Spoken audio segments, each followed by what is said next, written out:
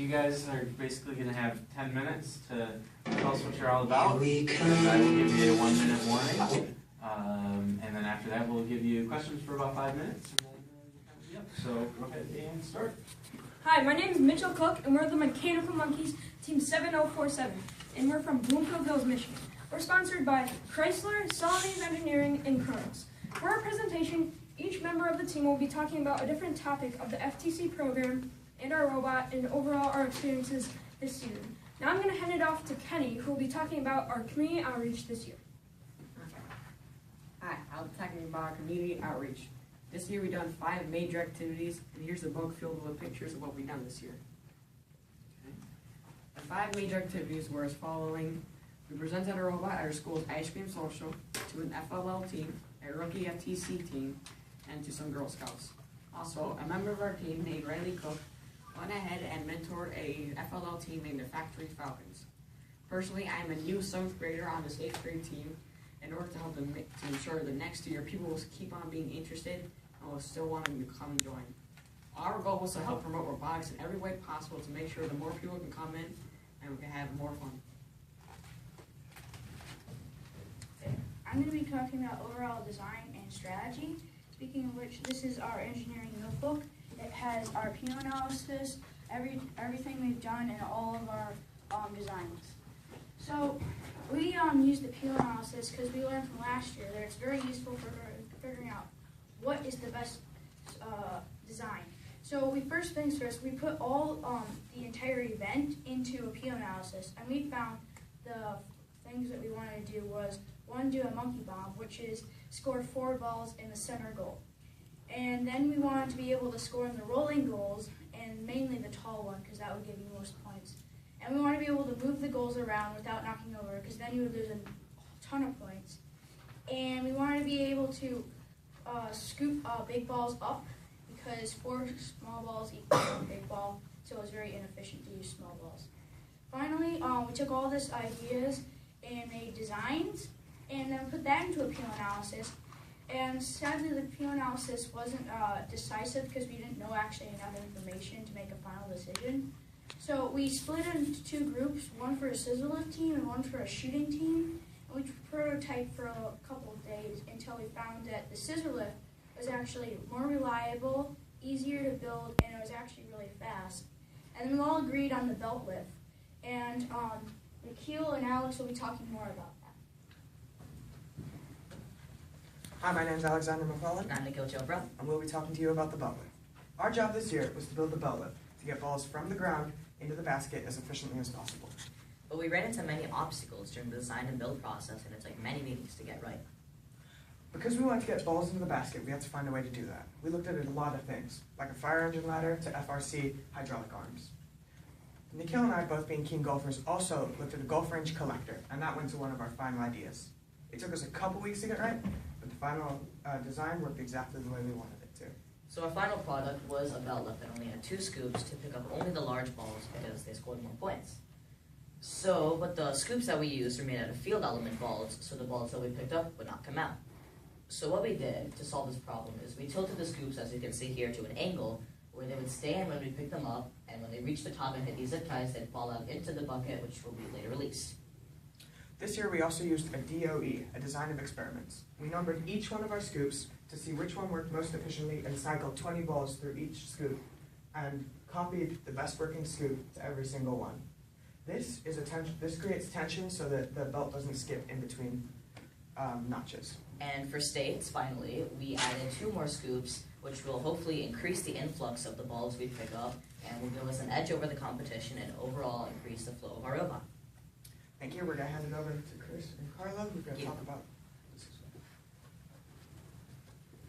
Hi, my name is Chris Mulville, and I'm going to be talking about the scissor lift.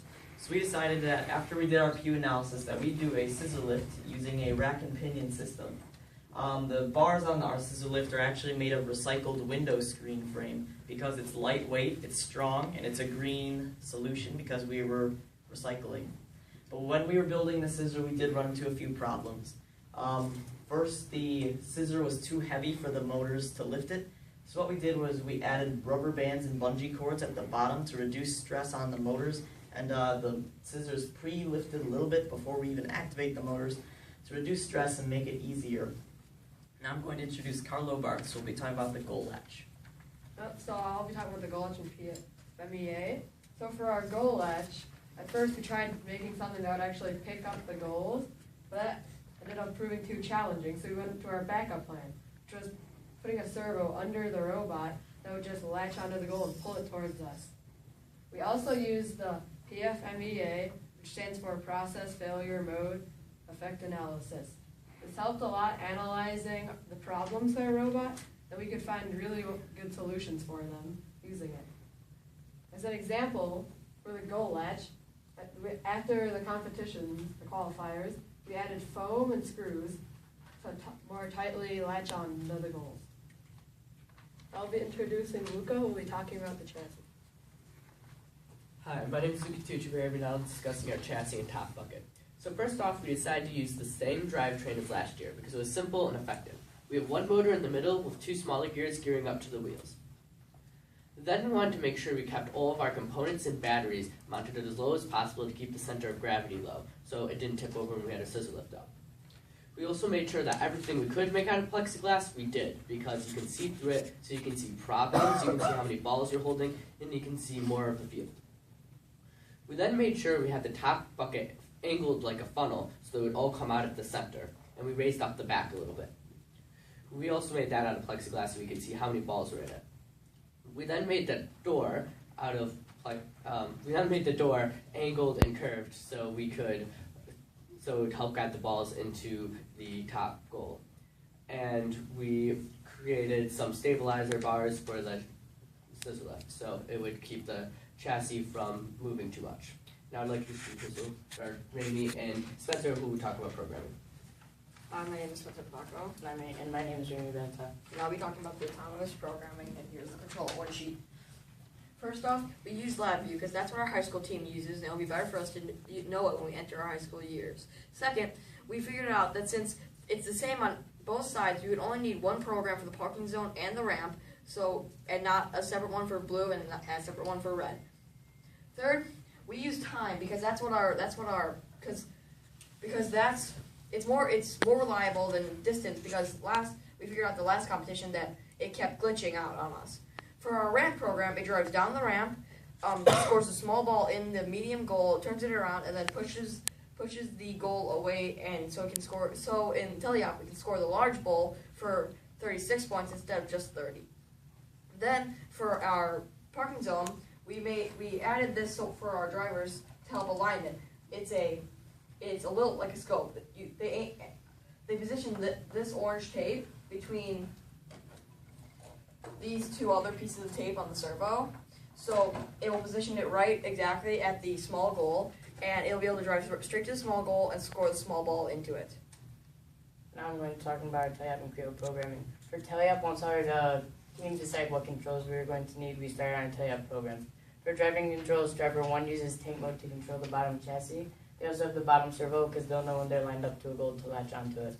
Driver 2, we wired together the scissor onto one joystick and gave them the conveyor belt on another joystick. We also gave them the top servo latch to release balls once they knew the scissor was all the way lifted. And in Creo, we prototyped our scissor lift on it because we wanted to see if it'd work, and we figured out it was a great learning experience. We got a lot out of it. We also did our bottom chassis in Creo. We thought it really helped us out. So here's Mitchell with Lessons Learned. Hi again, now I'm going to be talking about the 5 major lessons that we've learned so far this year. First of all, last year we were a rookie team and we spent all our time on designing our robot and not a lot on community outreach. This year, since we had the advantage of pretty much having the exact same chassis as last year, we spent a lot more time on community outreach, as Kenny said in the beginning of the presentation. Also, you always need to double check your nuts and bolts. It's very important because if a bolt falls in the middle, or a nut falls in the middle of a match, it could destroy your whole match, and later on your robot, it could break part of your robot. You always need to have fun. Also, you always need to have fun doing robotics. We almost always have 15-minute breaks in every single one of our practices, especially during the beginning of the year, because there's a lot of tension and pressure in robotics when it gets to the competition.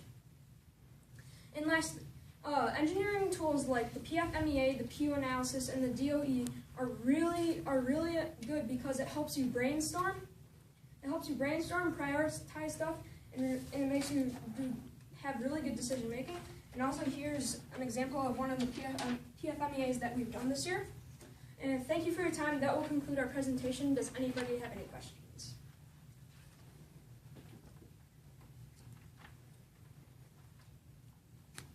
Okay, so you said that this year you had the same chassis basically as last year. Can you just elaborate more on your community outreach just a little bit? Like, and how so? I just want to get an idea. I was kind of admiring your robot. Thinking go about ahead. things. What did you do outside of just your team and building the robot this year? We went ahead and went to all sorts of teams. Like at the beginning of the year, we presented to a rookie team and explained to them tips on how to build robots, like what's the best strategy going forward and starting off. We also just tried to inspire kids because we went to our ice cream social and just brought a robot. Like tons of kids just went by and were like, "Oh, that's really cool," and they didn't even know that you could have those robots, that you could build them. We also are really close with the other teams from our school. We spend a lot of time with them, and we share our facilities with them, and we share all of our tools, and we hang out with them at school all the time and stuff like that. We try and help each other, like we wear each other's bracelets and things, and we wear other teams' badges. We try and kind of, instead of just trying to win, we kind of want to make it fun for everybody. We kind of support everyone rather than just elevating ourselves above the competition. We have friends. Yeah. Your the rookie team that you guys work with, are they at your schools or at different schools? It's Yes, our schools. It's they no are. limits. They're actually here. They're Yeah. 7th grade, so you know my. Yeah, we were alliance partners. We picked them as alliance partners at our qualifier, even though they weren't in the top priority, but they were. We wanted to see because they could do things, but they didn't need to be a higher place for us to choose them because we thought they could do. We thought they could do well, and we wanted to see them advance to states too. And they did. All Bloomfield teams made it to states. Okay.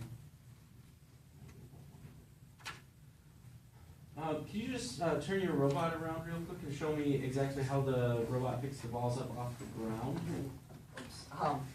So what happens is, so you have a ball, it can come in through this bungee cord, which helps just, you can demonstrate that. When it goes in, it gets kind of stuck because it Okay. can't bounce back out. And this helps it from like sliding out, and so as the scoop comes down, it can get it from here. So what happens basically is it goes all the way through. It won't go all the way through because it's on the table. Yeah. Okay. But normally when it's on the ground, the scoops will come very close to the ground, but they'll keep the ball pressured against this wall so that when it gets to the top, it'll pop out. It'll hit these zip ties and pop out here, Because we also had a problem where the ball would fall out. Okay. and then this releases and the balls fall out like that. Okay, well, we are out of time. Thank you very much for coming in today. Thank you. Showing us your robot. I wish you guys luck. Thank you. Yeah, have fun today. Good luck. Have a good day. We Thank should you. probably tighten down this one. Nice job, guys. So you guys get in front, I'll stay back.